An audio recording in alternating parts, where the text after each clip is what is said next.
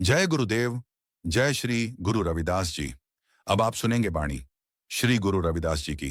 कूपू भरियो जैसे दादिरा कछु देसु विदेसु न बूझ, ऐसे मेरा मनु बिखिया बिमोहिया कछु आरा पारु न सूझ, सगल भवन के नायिका एकु छिनु, दरसु दिखाई जी मलिन भई मति माधवा, तेरी गति लखी न जाई, करहु कृपा ब्रह्मु चूकई मैं सुमति देहु समझाई, जोगी सर पावही नहीं तुआ गुण कठनु अपार, प्रेम भक्ति कई कारणय कहू रविदास चमार।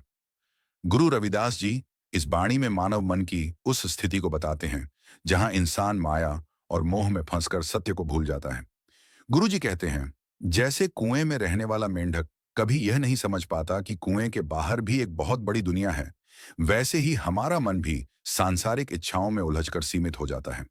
मन इतना भ्रमित हो जाता है कि उसे न जीवन की दिशा दिखती है और न ही उसका लक्ष्य। न आरंभ समझ में आता है, न अंत। इसीलिए गुरु रविदास जी ईश्वर से विनती करते हैं, हे सारे संसार के स्वामी, बस एक पल के लिए मुझे अपना दर्शन दे दो, क्योंकि एक क्षण का दर्शन भी अंधे मन को प्रकाश दे सकता है। गुरु जी आगे स्वीकार करते हैं कि हे माधव, मेरी बुद्धि मलिन हो चुकी है। तेरी गति, तेरी लीला को समझ पाना मेरे लिए संभव नहीं है। इसलिए वे करुणा के साथ कहते हैं, हे प्रभु, कृपा करो, मेरा भ्रम दूर करो, मुझे सच्ची समझ और सही बुद्धि प्रदान करो।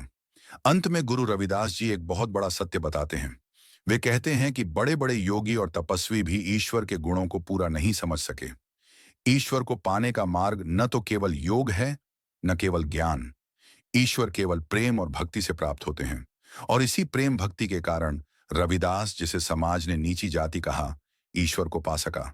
यही गुरु रविदास जी का संदेश है। ईश्वर जाति नहीं देखते, ईश्वर पद नहीं देखते, ईश्वर केवल हृदय का प्रेम देखते हैं।